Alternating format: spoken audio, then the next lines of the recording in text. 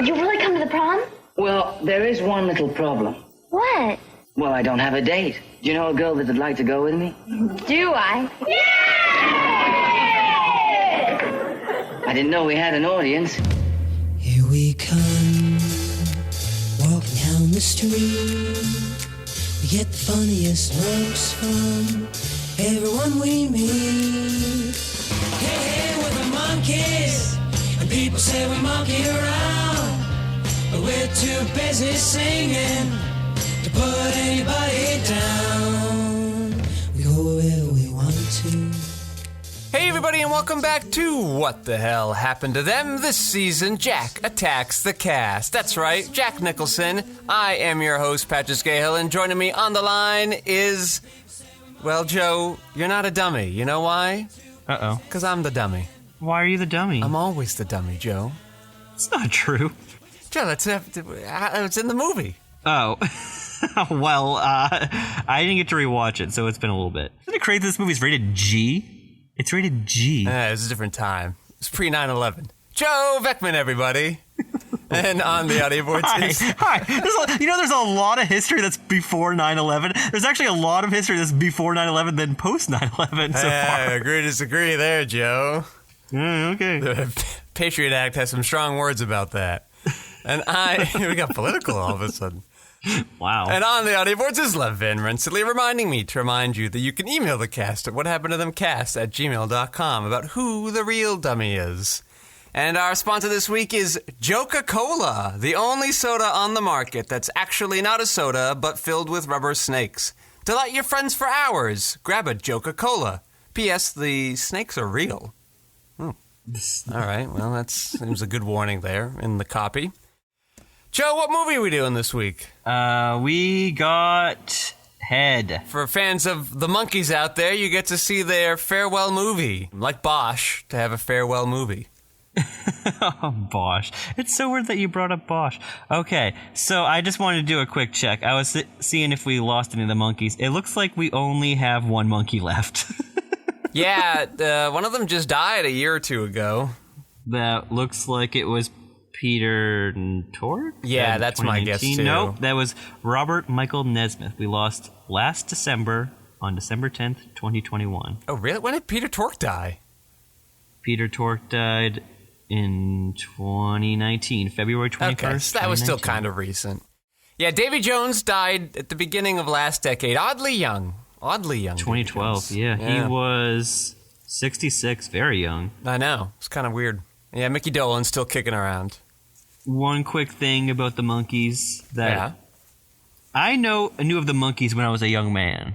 Not because their music was present in my life, because I watched the ABC sitcom Boy Meets World, and they showed up as a group for an episode, and then one of the Monkees played Topanga's father.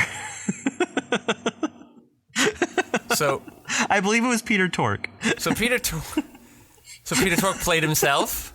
He played himself in the show, and then they brought him back to play Topanga's father for an episode. And no one...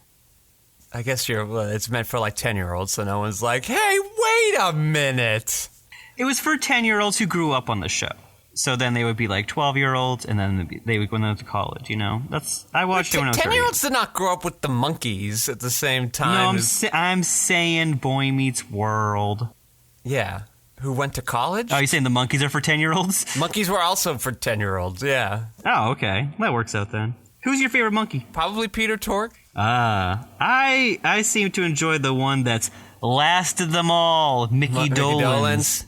Yeah, he's a little, I don't know, a little too smarmy for me. Oh. Like Michael Nesmith makes a pretty good straight man. Yeah, he's good. The war scene when he's just like, no one could make it back through this alive. And then immediately the guy crosses the field and he just has this like straight confused look on his face. It was well done. But Joe, we're talking too much about the movie when no one knows what the movie's about. Yeah, what is this movie about? Yeah, what is it? Oh, did you see me turn the tables on you? I'll tell you what the movie's about, though. Good luck. Good luck.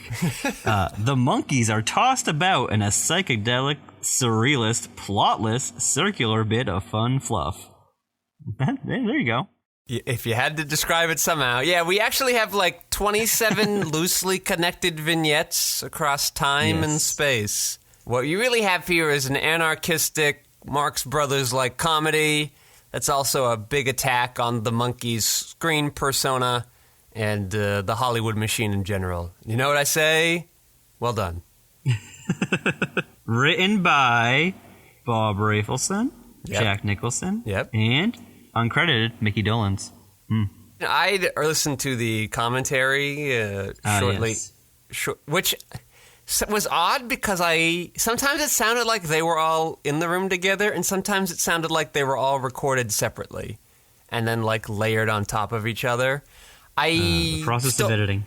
I still am not sure which is which, because sometimes it felt like they were referencing people in the room, and sometimes it felt like they were talking about people as if they weren't in the room. Yeah. And maybe some of them were and some of them were. I don't know. I also don't know why you couldn't get them all in the room at the same time in 2010 they're when friends, the commentary right? was recruited.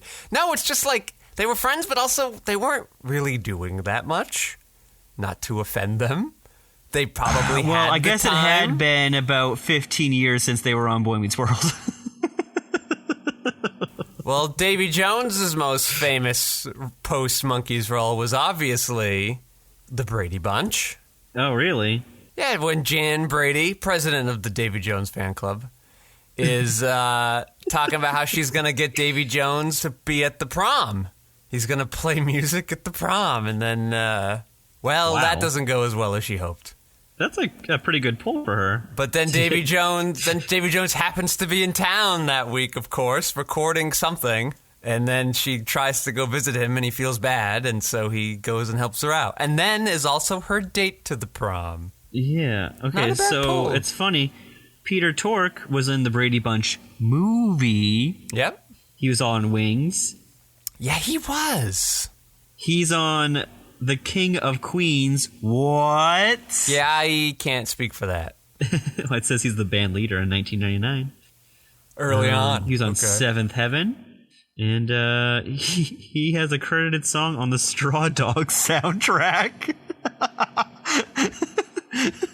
Have you seen that movie? Nope, I don't even know what you're talking about. Straw Dogs with Dustin Hoffman. It's the Sam Peckinpah movie. What? Really? I mean, they all were wait, making... hold on. This is the remake. I'm sorry. Okay. Because I was like, I've seen that movie. I do not remember a Monkees song on that movie. Well, listen, it's just Peter. They all became solo artists afterwards. Well, yeah. They replaced Dustin Hoffman in the remake with James Marsden. They're not really equitable It's a weird to me. recast. Yeah. All right. So I got Peter Tork's filmography to you. You said Davy Jones was on The Brady Bunch. And he was also in the Brady Bunch movie. Oh, okay. That's cool. It was a very famous episode. I've never seen it. He was playing himself on SpongeBob SquarePants. He worked all the way up till he passed away. Yeah, I know. He was an in-demand dude. Yeah, in that episode of SpongeBob, they're like, oh, we're going to Davy Jones's locker or something. And he goes, get out of my locker. Oh, wow. He's been in a Scooby-Doo movie. That makes sense. Well, you see, Davy Jones was the cute one, so he was very popular Of course. with people. He is pretty cute.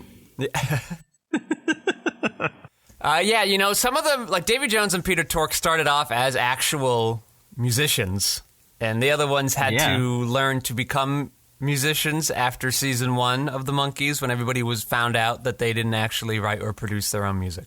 Wow. And they got mad, and so they're like, all right, well, we'll learn how to do this. And then a lot of the Michael Naismith writes a song for this movie, Head. Well, we're not doing a good job of talking about the actual movie. It's hard to. It's hard to. Right? How do we talk about it? We're just going to talk about each segment? We don't have to go through it segment by segment, but, you know, I described it Why don't we as talk about your favorite ones? So just the movie sort of just romps around different genres and stuff. Bob Rafelson had worried he'd never get to make another movie, so he wanted to make all of them in one movie. Wow, that makes a lot of sense. And it's like Hard Day's Night. It's got musical interludes. Bob says that Hard Day's Night, indeed, that movie coming out and being successful allowed them to make the show The Monkees, proving that there was a way to have visual media versions of movies. This was also sort of the birth of music videos, of which we get a few in here. Yeah, when did Hard Day's Night come out? 60, well, the movie though, right? Yeah. Just because, it was 64. Yeah. Monkees is only on the air for 2 years. Yeah, well, I mean, that's fast. That's pretty fast. 4 years later, they got this movie. Yeah. That inspired them. So, written by Jack Nicholson, briefly starring Jack Nicholson. Yeah, he's in the restaurant. Yeah, there's a great bit where we're at the restaurant, and then Peter Tork punches somebody and says, I don't want to do this anymore, and then they call cut. Yeah. And Bob Rifleson comes out and is like, hey, it's going to be okay. And Peter Tork's like, I don't know, people are going to think I, like, beat women. He goes, no, if it's a problem, we'll cut it out. Which is a great thing for a director to shut up an actor with. Yeah, Jack Nicholson, as the writer of the movie, is going up to Bob, the director, looking with the script, and they're kind of going over notes and ideas. But also running around the set at that very moment is Dennis Hopper. Yes. Now, he's an easy one to miss because he's in his, like, Easy Rider attire. Like, he's looking his best motorcycle groovy guy. Joe, you had said you'd seen this movie before? I had seen this, like, maybe 10 years ago. Where did you see this movie? I bought the set. Oh, it's that old, this box set we have? This box set is old as fuck. No wonder we got it. I got it on super sale. Yeah. It's a great box set. No, I mean, I've been saving, I don't know, I've had it since February, and it's just been chilling around for 7 months, apparently, for us to do this. It's sort of inspired us to do the Jack Nicholson season, this box set being $30 on Amazon one time. This is what... It's a little bit of like, hey, Jack Nicholson's in a lot of these movies. These are good movies. We could do Jack Nicholson. Yeah. He's also got a great 70s run. Yeah, yes. It's hard for an actor not to. That was a great decade for movies. Yes. I stand by. Also has a very solid 80s run where he's in a more supporting role. Yeah, and he's not in as many, which will be nice. Why? It's too many to cover? Yeah, I just don't.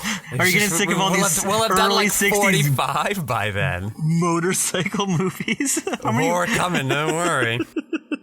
So the theater near me when I was still on the East Coast was having a Jack Nicholson retrospective that, took a whole year, which makes sense. He's got a lot of movies. Yeah. First one I saw was Psych Out, which I didn't like. But that one they had this, 35 millimeter print. It was in the big theater that still had the projector. But then they're like, we got Head. And I go, all right, well, I saw the Monkees show growing up. Let me see that he would be, it's weird he'd be in this movie. Let me check it out. But this movie they put in like the tiny theater that could seat like, I don't know, 80 people. And it had the digital projector and they were playing it off. Maybe this very DVD, this Criterion version. And I was like, oh, this is kind of weird. But then, I tell you, when I went and saw Psych Out, I guess it was in a bigger theater, but probably didn't have 80 people. When I saw Head, full 80 people, crowded theater. This movie, a delight to see in the theater. There's a weird thing that's going on now. I mean, just want to bring this up to you. It says, the order that the mermaid kisses all four of the monkeys near the beginning of the film is the reverse order to that in which they had died. Dolan's, who is still alive to this date, Nesmith, Tork, and then Jones. So weird. Yeah, that girl that kisses all the monkeys, that was, at the time was... We've actually seen her in both the previous two movies. Very briefly, she was the hippie running around with all the gems. And then she was Betty Buzzkill in the motorcycle movie. So this completes her Jack Nicholson before trilogy.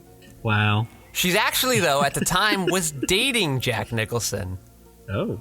Her name's like Mimi Machu or something weird like that. I'll look her up. Yeah. Mimi Machu. Mimi Machu. She wasn't a mermaid yet. She was like just a lady. Just a lady. The mermaid wasn't a mermaid yet. The mermaid what do you mean? Yeah, well, I don't know what happened afterwards. I don't want to judge. Mimi something. Machu, something like that. That's what I got for you there. I'm looking.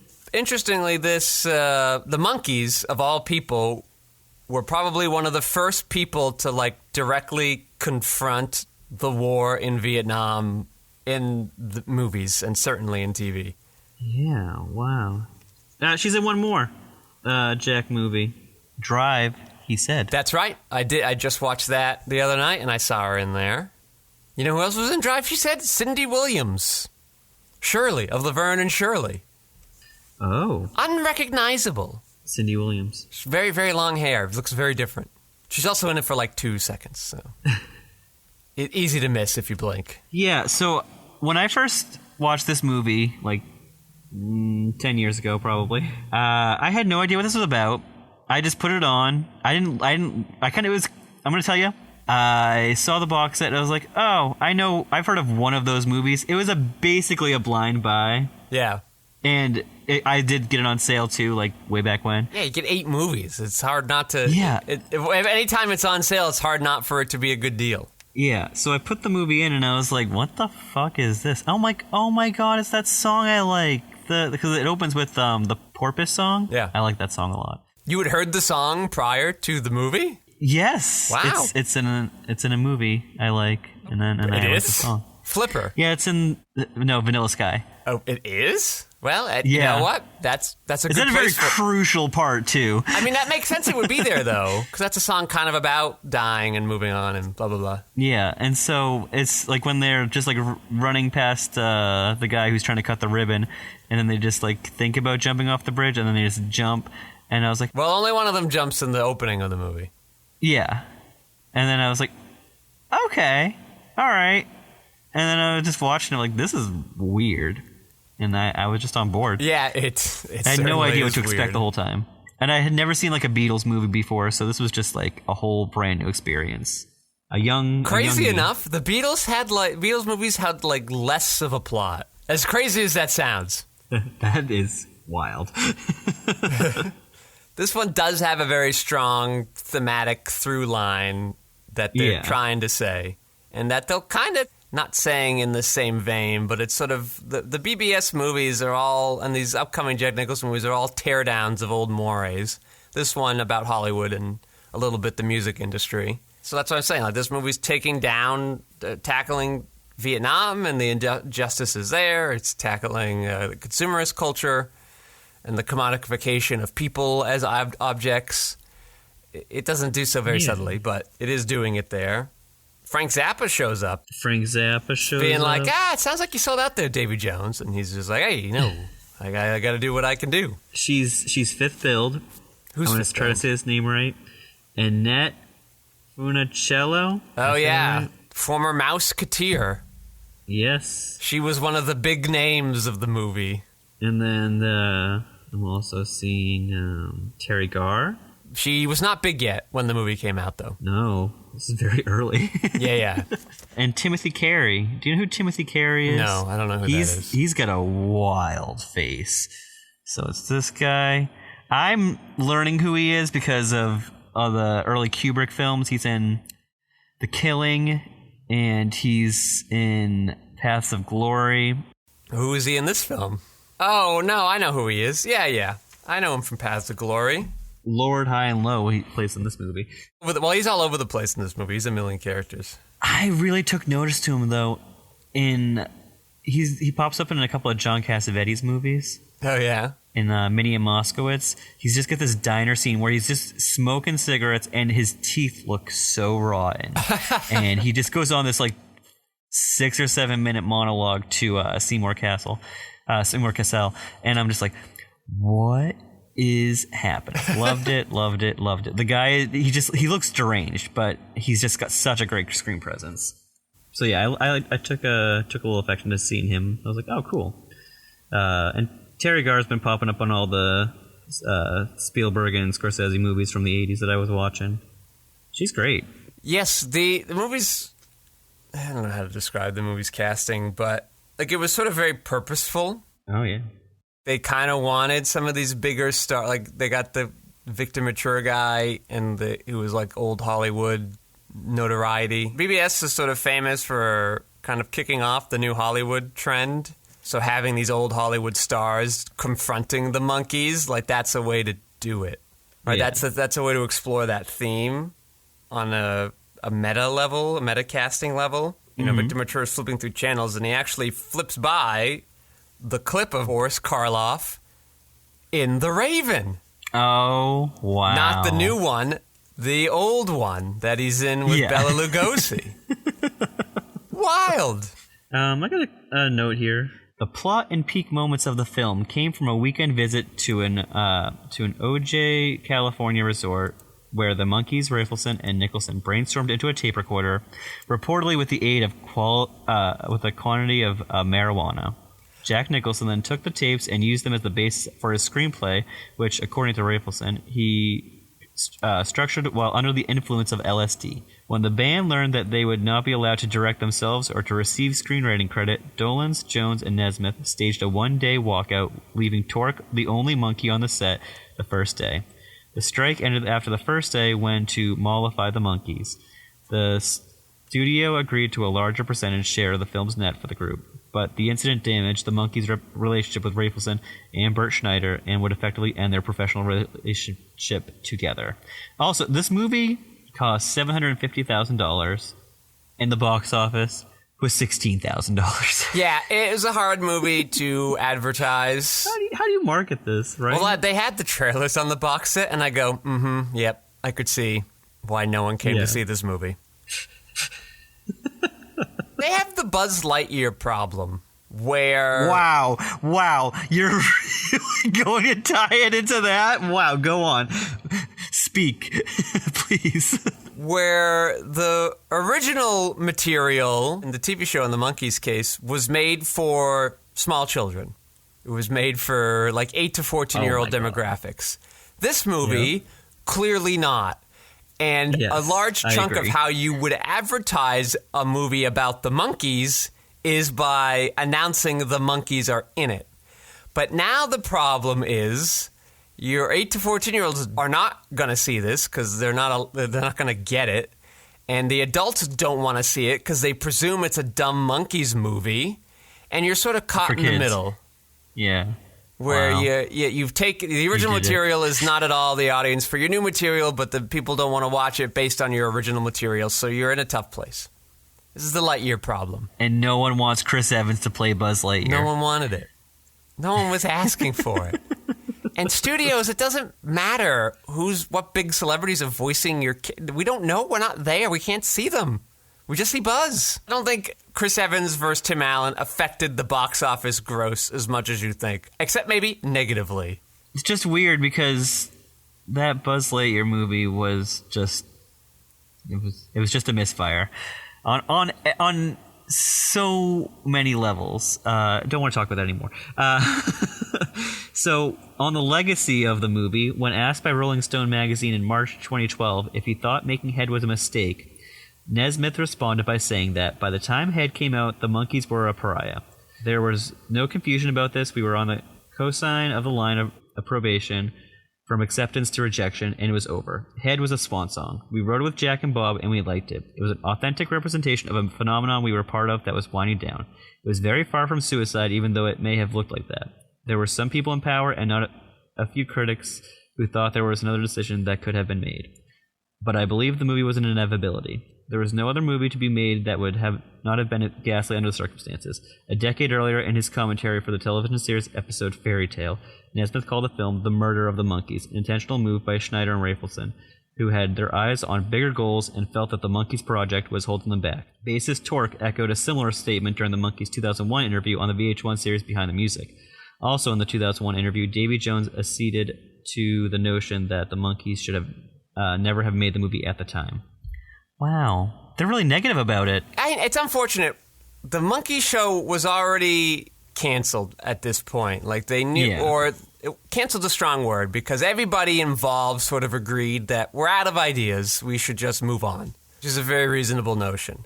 The movie was supposed to transition all of them. The Monkees, more or less, were going to disband shortly before the movie released anyway, but, like, it was to help all of them move to the next stage of their career. So that suicide thing is kind of true. But it was also like a form of rebranding. They're like, look, we're edgy, but no one came to see it. That was going to be a tough... If you could find a way to advertise it, it could have worked. In this day and age, it would have worked brilliantly, I think. Information would have gotten around really quickly. The internet would have had this stuff. We would have been able to put a lot of these clips out there, these single vignettes. So it would have worked great. Maybe they look back because it was a flop and think it was a mistake, but there was never going to be more Monkees anyway. So it didn't really change all that much how well the movie did. And a lot of them, Yeah. Davy Jones went off to do music pretty much for the rest of his life. Peter Tork did too. They all did some acting. A lot of them became director-writers. They all did fine for themselves. And then they reunited on The Boy Meets World, and it was so nice. Sure, Joe. It would have been almost 30 years later? Wow. There's a lot of good in here. Jack Nicholson actually does second unit directing in the movie. Wow. He's just getting his feet wet with this whole thing, learning about all the ways of production. Yeah, I'd read that Jack at the time thought, well, maybe the acting thing's not working out. Maybe I should be a writer-director Crazy. kind of thing. So crazy. And then, a few months later, Dennis Hopper was like, hey, you want to be in this motorcycle thing I'm doing? Can you just imagine wanting, he's just like, oh, I guess the acting thing is not. So much charisma behind the camera? No, we need it in front. In front. Well, yeah. Jack, you just should have been in better movies. I don't know what to tell you. Yeah, he was, it's just, like you said, this is a much harder process, back then, where you just have to try everything, and something will stick eventually, and he found some guys that were working on a level that he was looking for, that complemented his style. Yeah, the audio quality here, not so great, oddly. Oh, you don't think so? It's usually good, but there are some moments where some poorly recorded audio hurts some of the jokes. It's unfortunate, but they were having this was sort of the beginning of being able to film on locations, and the technology wasn't perfect yet. There's a sequence where Davy Jones looks like he's playing a violin, and then the Monkees kind of round him up, and they go in, and the violin music still plays while he's kind of stopped playing and running inside after them. Reminds me of Club Silencio from Mulholland Drive. You think that's where he got the idea from? I wouldn't take it away. David Lynch, I bet, would love Head. But he would love it. Yeah. Wow. Does our friend Roger have anything to say about Head? Did he, like most critics, hate it? The Probably, fools? I didn't see Rod say anything. It looked like some Roger Corman sets had been stolen for this movie. Leonard Maltin described it as delightfully plotless and well worth seeing, giving it 3 out of 4 stars. Hey, all right, Leonard. Way to go. Yeah. He hasn't been relevant for a while, but good for him. That's not nice. It's just true. Just gotta get that last dig in there. I wish it worked, but here we are. I don't know what to say. I just liked it. It's really just kind of a hangout. You hang out with the Monkees the whole time. Yeah, I don't know. It keeps you. Even if one bit's not working, you then get to go to the next one. Yeah, really it's minutes, and it just goes to the next one. Yeah, you get some catchy tunes in there, but they're all still interrelated. All the bits kind of come back to attack them at the end of the movie. Yeah. Coke machine is there. It's nice of Coke to do this movie. Is this before what happened in a rights issue thing? Back then? They always wanted money. Who's to say? Yeah. There's one thing that's really crazy about this though is the running time for this movie as we watched it was 86 minutes, but the original cut is 110. It's a lot longer. That's a different film. That's almost 2 hours. What did they cut out? A lot. Apparently. Yeah. I wonder if it was Psych Out and there were just really long hippie moments in there. I just feel like if you add another half hour, that changes the pacing of this movie drastically. You kind of need it to be quick doobie. Yeah, maybe the scenes were just extended. Whatever they cut out was great because I don't want them anyway. So it's good. Yeah, absolutely. I think the movie works. This movie works as it is. All right, Joe. So what are the standout bits for you? I like the restaurant scene isn't that what the first time it breaks out when they're like, hey, I don't want to make this movie. No, it happens a little before when they're on the set of the Western with Terry Carr. Okay.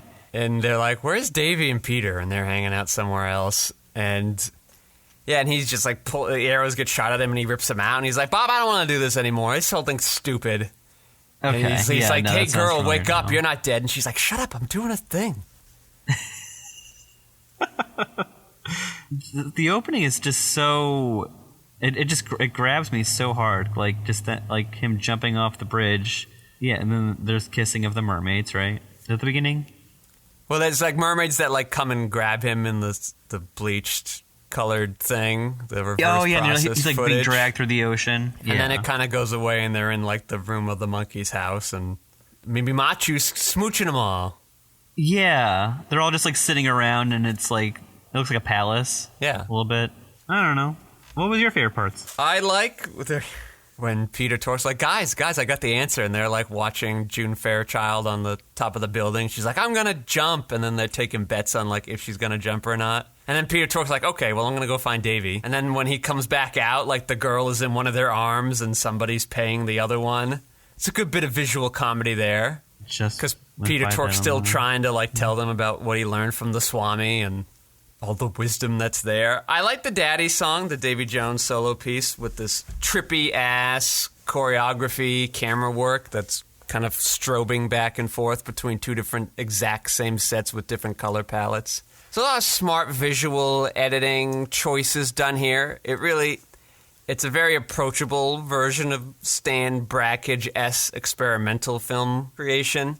I think what's going to be interesting to discuss as we move into these next few films is the context surrounding their creation. We are getting into the pre-Watergate Nixon years, and so the country is going through a very seismic cultural change. It is sort of interesting a guy like Nixon would get elected president in the beginning of this big cultural revolution. Mm-hmm. Considering he's sort of a status quo kind of figure in the minds of a lot of these hippies. But, the problem was the hippies didn't vote, so, like, that was going to happen. They went off having a little too much fun, I guess. No, they were doing more hands-on kind of activism, in the beginning, and then it sort of became about a lifestyle more than anything. So, but, voting wasn't a big part of it. It was part of the machine to them. It's not technically to get made, but people with bell-bottoms and long hair were not getting shown on TV or movies yet. Psych Out and movies like that were the beginning of this attempt to reach that market that kind of started forming in the mid-'60s, and it finally looked like it wasn't going anywhere, I guess.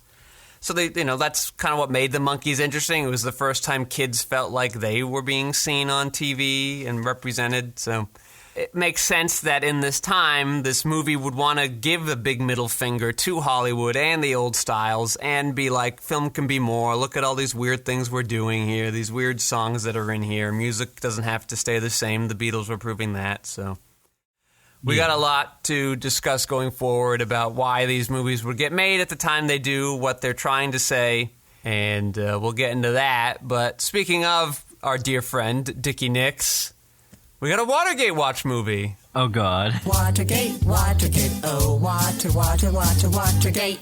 Watch. That was almost seamless. Wow. The movie I did this week was the 1989 TV film The Final Days. The Final Days in 89? Yeah. Mm-hmm. Well, I thought he lost the presidency in the 70s. Yeah. The movie's called The Final Days. I'm just kidding. Oh, okay. Well, if only you wrote a joke like the Monkees did, it wouldn't be in this problem. Yeah, I know. It needed a lot more punch-up.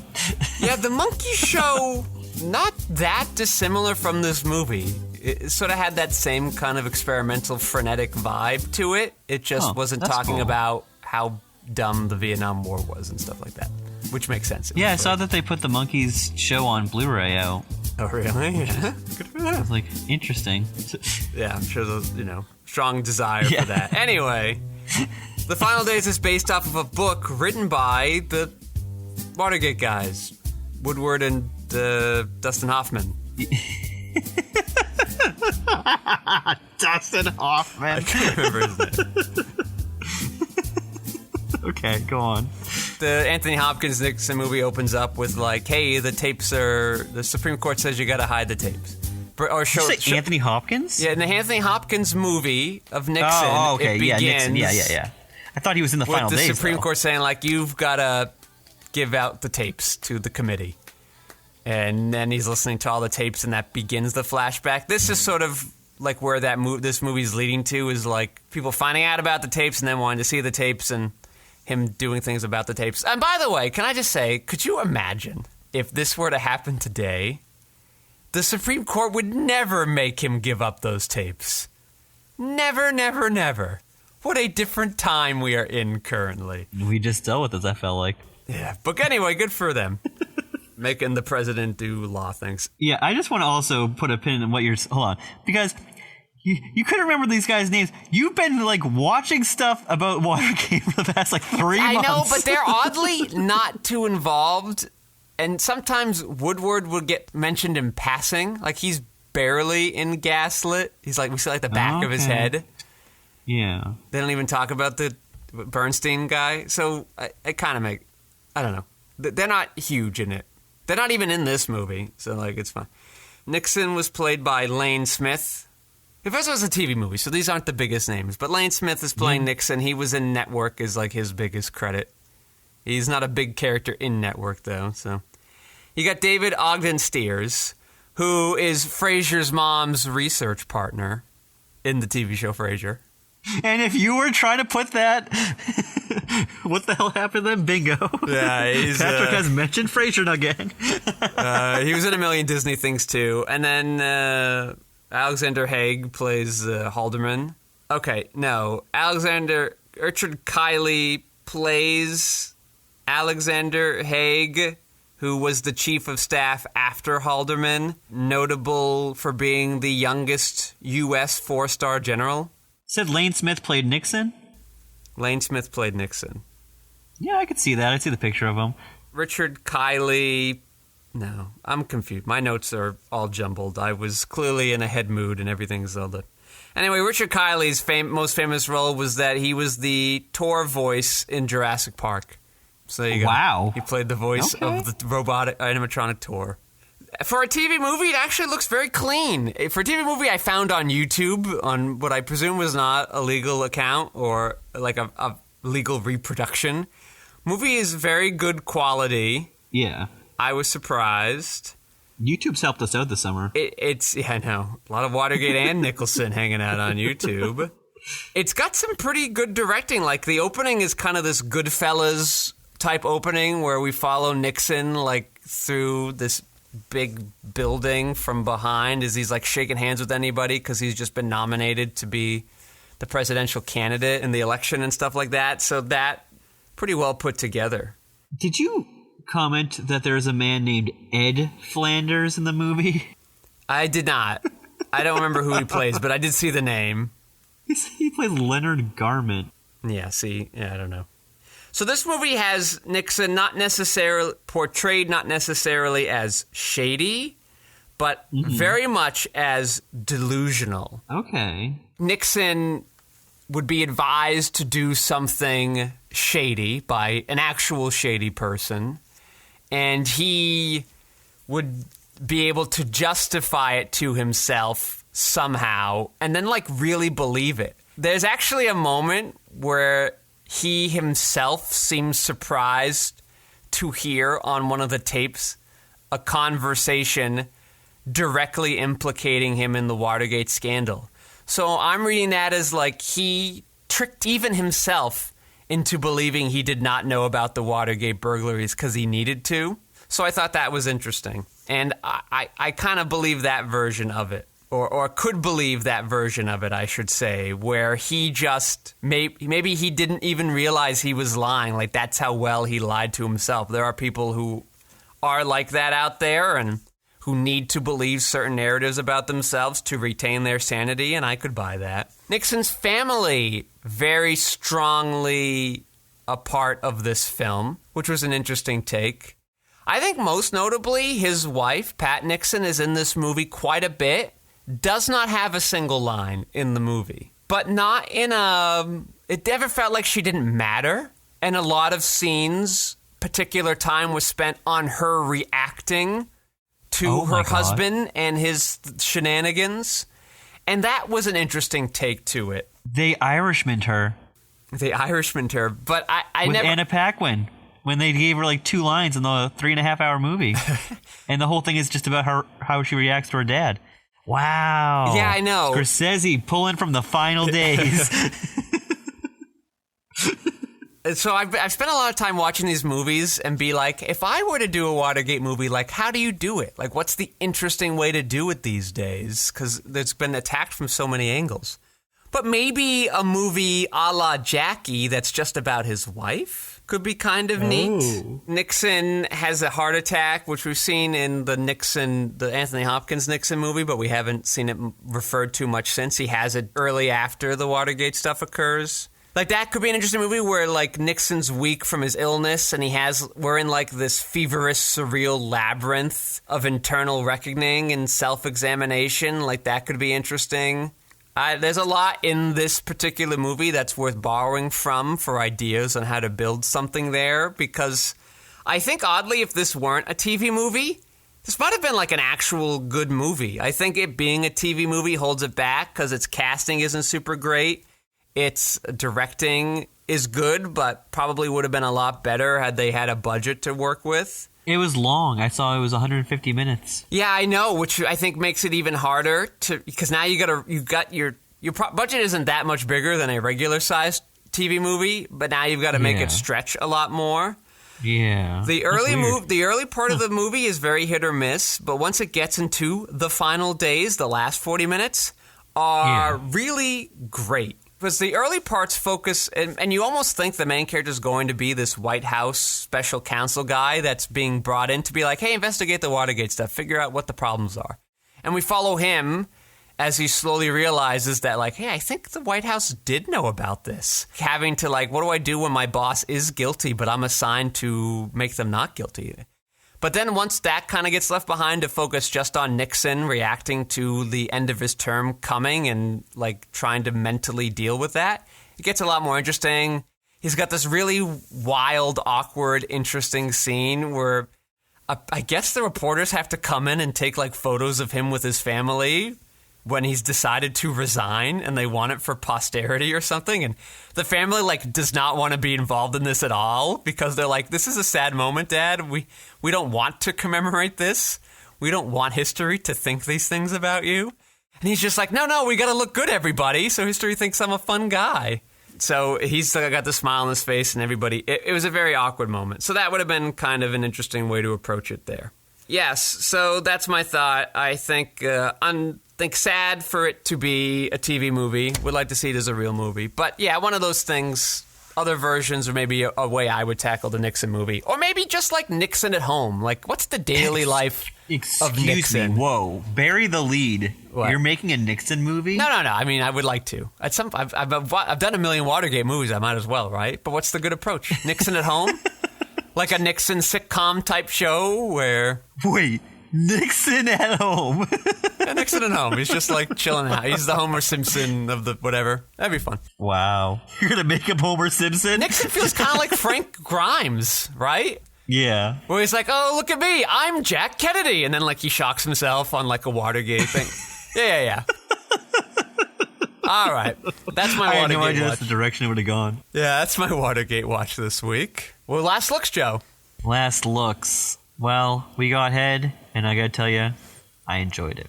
Oh yeah, you got some good head over there. I don't know. I didn't even workshop. I mean, I'm happy to be in this new phase of Nicholson. I feel like we're entering like a more prestige-y era. Like it's right about that time now. We're getting out of the Corman era, right? Get out of the Corman stuff. Get out of there. We had some debate on if we were going to do this movie because of how not in this movie Jack Nicholson is, but I said, damn it, we're doing it because I just like it. I want to do this movie. I like it more and more each time I watch it. Why does Jack Nicholson do this movie? Well, because he thinks he's going to be a writer-director now. And so he knows Bob Rifleson. The Monkees are a big deal. It's not a bad franchise, quote-unquote, to get involved in. But it's all the stuff Jack likes, tearing down walls and, like, going with it. And he did drugs in Harry Dean Stanton's basement while he was writing this. It's a total Jack party move. It just makes sense. I'm not surprised he doesn't do it. And if he wasn't in the next movie, he might have kept down this path. And who knows what would have happened with him. What is the next movie? What is it, Joe? Keeper of the films. Is that my job? Yeah. Oh, hell yeah. Well, I'd like to thank our sponsor, Coca-Cola. I just would like to remind everybody, this is not copy, this is me, from my heart, saying, remember that there are snakes in there, and do not sue us if they bite you. I'd like to thank Lev Van Rensselaer for minding those audio boards, keeping us sound so slippery smooth. I'd like to thank my co-host, Joe Vekeman, for stopping by. No, thank you. He's no dummy. I'm the dummy. And I am your host, Patrick Skeyhill. You may find my features, documentaries, short films, video essays, animations, behind-the-scenes footage, and so much more at QuixoticUnited.com and social media, presumably with a similar sounding name. Thank you all for listening. Joe, say goodnight. Good night. The years have passed, and so have I, making it hard for me to cry. And if and when I have a son, let it all be said and done. Let the sadness pass him by.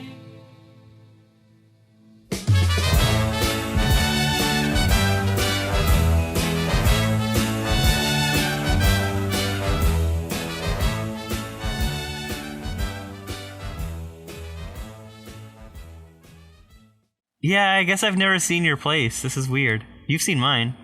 That's true. Well, I've been over there. You have not been over here. It's easier for me to travel. I have less little larvae running around my house. Little larva.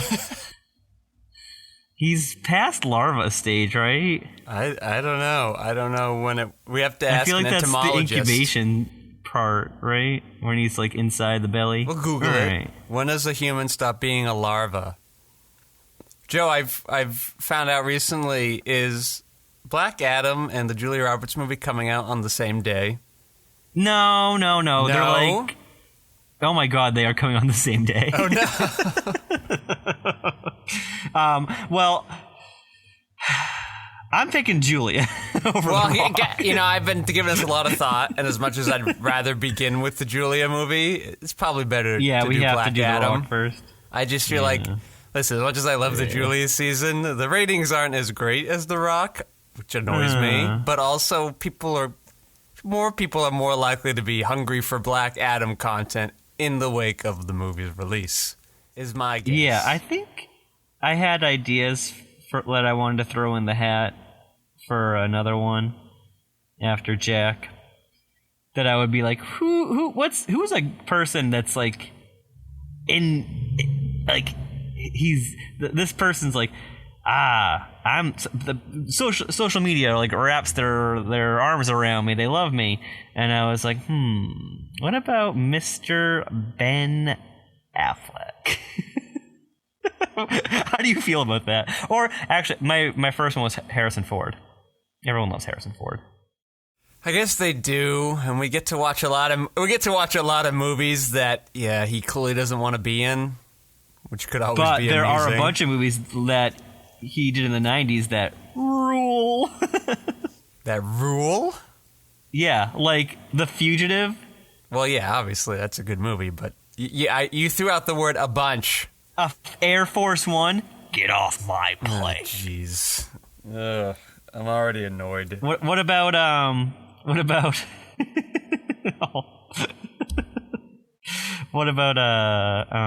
let's see. I'll give you some. Oh, did you know there's a movie called Cocaine Bear coming out? Directed by Elizabeth Banks, starring we just lost him, Ray Liotta. Oh, this movie got stuck in an editing phase, it seems. Yeah, it's coming out my. next year. Oh, but we also have like Blade Runner and Apocalypse Now. I guess he's in the conversation. What a great movie to watch. He is in that. Yep, very young Harrison Ford. And then we got movies like Working Girl, great movie. Zabriskie Point, ever heard of it? Yeah, he does pop in there. He Yeah, had a he had a weird fun 70s, early huh? career where he was in like good movies. And then we got greats like Hollywood Homicide. Yeah, Crickets. I don't think he's a very good actor. I won't lie. Oh. Okay. Yeah, no, I'm not like super into him, but I was like, But you're he's right. He popular. would be very popular. And I can't imagine he's making too many more movies these days. He is making the Indiana Jones 5 coming out next year, apparently. They're wheeling out the tired bones of Harrison Ford. No, he is excited to make this movie. It's like the only franchise he's ever cared about. Really? So weird. Yep. Was he excited to be in the last one? Yeah, no, he didn't want anyone else to play Indiana Jones because they were like, hey, should we reboot it? And he's like, no, I can do it. Is Shia LaBeouf coming? No. Okay. They said, hey, you're problematic. Stay home. Yeah. Yeah, I don't know if I've ever watched a full Indiana Jones movie before. Wow, I've watched 3 already. I've got 1 more to go, and it's probably the one that everyone hates. Yeah. Yes, Raiders of the Lost Ark. Mm-hmm. Very nice. I think I saw that movie unintentionally next to Alberto. Like, we just were walking into the Happened to be theater. in the same theater. Yeah. Didn't coordinate it. We just like, hey. Oh, yeah. What movie did we watch this past week? Huh? What was that called? What movie did you watch? No, what did we watch for the podcast? We're going to dive in and then we can chat after with our leftover time.